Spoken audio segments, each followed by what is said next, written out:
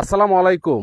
একটা ব্রেকিং নিউজটা চতুর্দিকে ছড়াই দিবেন। কলকাতায় বিজেপিকে জেতানোর জন্য ঝিনাইদহের এমপির মাধ্যমে 4,000 কোটি টাকা সেখানে ফাটায় বসুন্ধরার এমডি আনবির সোবাহান। সব টাকা মেরে নিজেকে আত্মগোপন করে হত্যাকাণ্ডের নাটক সাজায় আনার। এই নাটকের বৈধতা দেওয়ার জন্য বাতের হোটেলের হানুনের এত সব নাটক কাটার পর মাংস ওজন দিয়েছিলেন কসাই জিয়াদ। সবগুলো হচ্ছে এই পুলিশ এবং এই এমপির নাটক। এমপি এখনো জীবিত আছে, ভারতের কোথাও আত্মগোপন করে আছে, 4,000 কোটি টাকা নিয়ে লাপাত্তা হয়ে গেছে।